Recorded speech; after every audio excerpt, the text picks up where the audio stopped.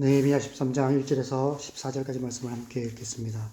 그날 모세의 책을 낭독하여 백성에게 들렸는데 그 책에 기록하기를 암몬 사람과 모압 사람은 영원히 하나님의 총회에 들어오지 못하리니 이는 그들이 양식과 물로 이스라엘 자손을 영접하지 아니하고 도리어 발람에게 뇌물을 주어 저주하게 하였습니다. 그러나 우리 하나님이 그 저주를 돌이켜 복이 되게 하셨다 하였는지라.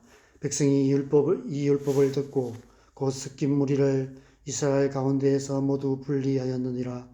이전에 우리 하나님의 전에 방을 맡은 제사장 엘리야십이 도비야와 연락이 있었으므로 도비야를 위하여 한 큰 방을 만들었으니 그 방은 원래 소재물과 유향과 그릇과 또 레위 사람들과 노래하는 자들과 문지기들에게 11조로 주는 곡물과 새 포도주와 기름과 또 제사장에 주는 그 제물을 두는 곳이라.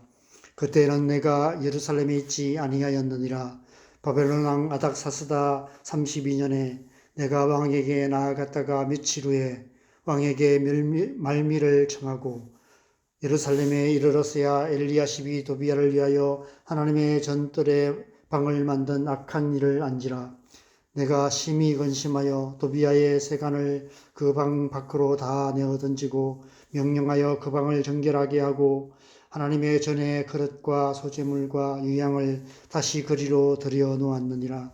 내가 또 알아본즉 레위 사람들이 받을 몫을 주지 아니하였으므로 그 직무를 행하는 레위 사람들과 노래하는 자들이 각각 자기 밭으로 도망하였기로 내가 모든 민장들을 꾸짖어 이르기를 하나님의 전이 어찌하여 버림바 되었느냐 하고 또 레위 사람을 불러 모아 다시 제자리에 세웠더니 이에 온 유다가 곡식과 새 포도주와 기름의 11조를 가져다가 곳간에 드림으로 내가 제사장 셀레미야와 서기관 사독과 레위 사람 브다야를 창고지기로 삼고 마따냐의 손자 사쿠리 아들 하난을 부금으로 삼았나니 이는 그들이 충직한 자로 인정됨이라. 그 직분은 형제들에게 분배하는 일이었느니라.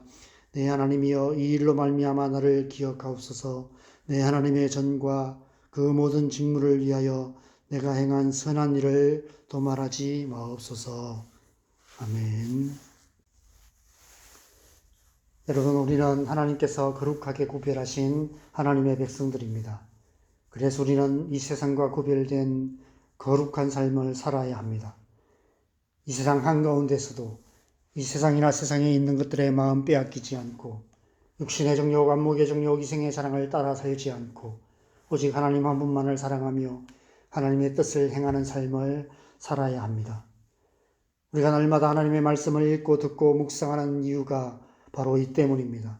거룩하게 구별된 삶이란 하나님의 말씀을 따라 살아가는 삶이기 때문입니다.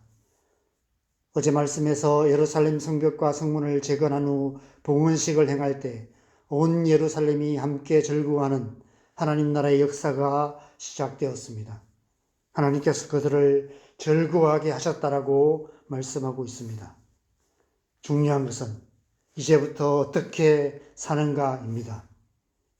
하나님께서 주신 즐거움을 잃어버리지 않고 잘 지켜가야 하는 것입니다.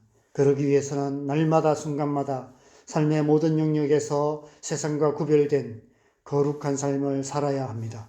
세상과 철저하게 단절하고 오직 하나님의 말씀을 따라 살아가야 합니다.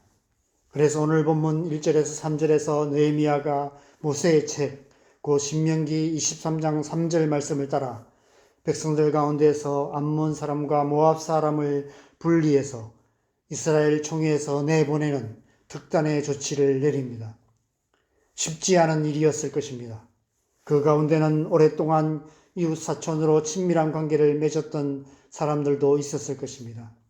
어려울 때 도움을 주었던 생명의 은인 같은 사람도 있었을 것입니다. 혼인관계를 맺어 한 가족이 된 경우도 있었을 것입니다. 그럼에도 불구하고 오직 하나님의 말씀을 따라 행하기로 결단했던 것입니다. 그런데 4절 이후의 말씀을 보면 눈을 의심할 수밖에 없는 장면이 펼쳐집니다. 하나님의 전의 방을 맡은 제사장 엘리야십이 도비야를 위하여 한 큰 방을 만들었다라고 말씀합니다. 그런데 그 방은 원래 소재물과 이 사람들에게 주는 11조와 또 제사장들에게 주는 그 제물을 두는 곳이었다라고 말씀하고 있습니다. 도비아는 암몬 출신으로 사마리아 총독 산발락과 함께 예루살렘 성의 재건을 앞장서서 방해했던 유다 백성들의 대적 중에 한 사람이었습니다. 백성들 가운데 암몬 사람과 모압 사람을 분리해 총회에서 내보내는 특단의 조치까지 내렸는데 정작 유다 백성의 지도자였던 제사장이 암몬 사람인 도비아를 위해 여호와의 전에 큰 방을 만들어 그에게 내어 주었던 것입니다. 그 방을 암몬 사람 도비아에게 내어 주었다는 것은 백성들이 더 이상 11조와 헌물을 드리지 않았다는 것을 의미하면서 동시에 그들이 더 이상 하나님의 말씀을 따라 거룩하게 구별된 삶을 살지 않고 있었음을 의미합니다. 어떻게 하나님의 전에 암몬 사람 도비아를 위한 방이 있을 수 있습니까? 나무로 말하면 지금 뿌리부터 썩어가는 상태였다는 것입니다. 6절을 보면 그때가 아닥사스다 왕 32년으로 느헤미야는 예루살렘에 있지 않았다라고 기록하고 있습니다. 느헤미야가 예루살렘 성벽과 성문을 재건하러 예루살렘으로 올라온 때가 아닥사스다 20년이었으니까 그로부터 약 12년쯤 후입니다. 아마도 느헤미야는 예루살렘 성의 재건 공사가 끝나고 오늘 본문 3절 말씀에 특단의 조치를 내린 후에 어느 시점에 바사 땅으로 다시 돌아갔다가 이때에 다시 예루살렘으로 돌아왔던 것 같습니다. 그 사이에 이런 어처구니 없는 일이 일어난 것입니다. 그런데 우리가 이들을 비난할 수 없는 것은 이 모습이 우리의 모습이며 교회의 모습이기도 하기 때문입니다. 사도행전 2장 마지막을 보면 오순절 성령 강림 후에 초대 그 공동체의 모습은 하나님 나라가 이 땅에 임하신 모습이었습니다. 믿는 사람이 다 함께 있어 모든 물건을 서로 통용하고 또 재산과 소유를 팔아 각 사람의 필요를 따라 나누어 주며 날마다 마음을 같이하여 성전에 모이기를 힘쓰고 집에서 떡을 떼며 기쁨과 순전한 마음으로 음식을 먹고 하나님을 찬미하며 또 온 백성에게 칭송을 받으니 주께서 구원받은 사람을 날마다 더하게 하시니라 라고 기록하고 있습니다. 4장 32절에서 35절에서도 이렇게 말씀합니다. 믿는 무리가 한 마음과 한 뜻이 되어 모든 물건을 서로 통용하고 자기 재물을 조금이라도 자기 것이라 하는 이가 하나도 없더라. 사도들이 큰 권능으로 주 예수의 부활을 증언하니 우리가 큰 은혜를 받아 그 중에 가난한 사람이 없으니 이는 밭과 집 있는 자는 팔아 그 판 것을 가져다가 사도들의 발 앞에 두매 그들이 각 사람의 필요를 따라 나누어 줌이라. 그렇게 시작된 교회가 얼마 지나지 않아서 수많은 문제들로 가득한 문제 많은 교회가 되고 말았습니다. 사도 바울이 고린도 교회, 갈라디아 교회, 에베소 교회, 빌립보 교회, 데살로니가 교회 등 여러 교회에 보낸 편지에 그 모습들이 고스란히 기록되어 있습니다.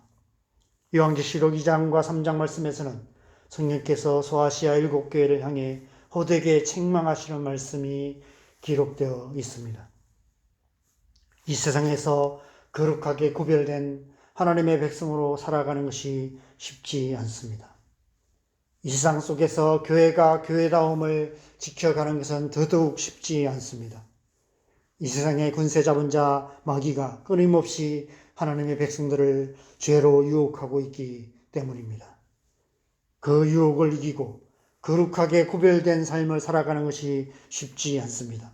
우리도 모르는 사이에 하나님의 전에 큰 방을 차지한 도비아처럼 우리 안에, 우리의 마음과 생각 가운데, 우리의 삶 속에 이 세상이나 세상에 있는 것들을 사랑하는 마음이 자리 잡아서 육신의 정욕, 안목의 정욕, 이생의 자랑을 따라서 자기를 사랑하며 돈을 사랑하며 쾌락 사랑하기를 하나님 사랑하는 것보다 더하며 경건의 모양은 있으나 경건의 능력이 없는 하나님의 뜻에서 빗나간 삶을 살게 만드는 것입니다. 우리가 매주일 예배당에 모여 함께 예비하며 기도할 때에는 하나님의 백성으로서 하나님의 백성답게 살기를 결단하며 새로운 한 주를 시작하지만 예배당문을 나서는 순간 아멘하며 화답했던 설교 제목도, 나름 진지하게 기도했던 기도 제목도 까맣게 잊어버리고 지난주와 별 다를 바 없이 살아가는 우리의 모습을 보게 됩니다. 그래서 10년, 20년, 30년 교회 생활 열심히 하지만 조금도 변화되지 않고 조금도 성장하지 않고 이 세상 사람들과 별 다를 바 없는 모습으로 살아가는 우리의 모습을 보게 됩니다. 그런 우리가 모여서 이루는 교회가 어떻게 세상을 변화시키는 능력이 있는 교회가 될 수 있겠습니까? 그래서 히브리서 12장에서는 너희가 죄와 싸우되 피 흘리기까지 싸워야 한다라고 말씀하고 있습니다. 그리스도인으로서 그리스도인답게 살기 위해서, 교회가 교회답게 되기 위해서 치열하게 영적 전쟁을 해야 한다는 것입니다. 그래서 오늘 본문 8절 이후의 말씀을 보면 느헤미야가 또다시 특단의 조치를 내리고 있습니다. 도비야의 세간을 그 방 밖으로 다 내어 던지고 그 방을 정결하게 하고 하나님의 전의 그릇과 소재물과 유향을 다시 그리로 들여놓고 받을 몫을 주지 아니하여 먹고 살기 위해서 각각 자기 밭으로 도망한 레위 사람들과 노래하는 자들을 불러 모아 다시 제자리에 세우고 백성들로 하여금 다시 11조를 가져다가 그 곳간에 드리게 하고 충직한 자들을 창고지기로 세웠다라고 말씀하고 있습니다. 우리가 거룩하게 구별된 하나님의 백성으로 하나님의 백성답게 살아가기 위해서는 때로 오늘 느헤미야와 같은 결단의 시간이 필요합니다.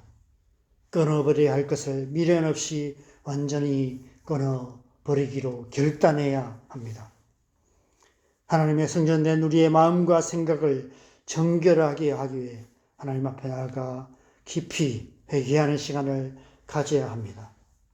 그리고 각각 부르심의 자리에서 하나님의 백성으로서 하나님의 백성답게 살기 위해서 교회를 교회답게 만들기 위해서 치열하게 영적 전쟁하는 삶을 살아야 합니다. 오는 사자처럼 두루다니며 삼킬 차를 찾고 있는 마귀를 대적하며 죄와 싸우되 피 흘리기까지 싸워야 하는 것입니다. 우리를 거룩하게 구별하신 하나님의 부르심에 합당한 삶을 살아가야 합니다. 하나님의 백성으로서 하나님의 백성답게 그리스도인으로서 그리스도인답게 살아가야 합니다. 그런 삶을 통해서 교회를 교회답게 만들어 가야 하는 것입니다. 오늘 하루 저와 여러분의 삶이 그런 삶이 되기를 바랍니다. 거룩하게 구별된 삶으로 우리의 가정과 일터와 이웃들 가운데 하나님 나라를 이루어가는 저와 여러분 되시고 또 우리의 삶을 통해서 교회를 교회답게 세워서 교회를 통해서 온 땅과 열방을 하나님의 나라로 만들어가는 하나님 나라를 이루어가는 저와 여러분 되시기를 주님의 이름으로 간절히 축원합니다.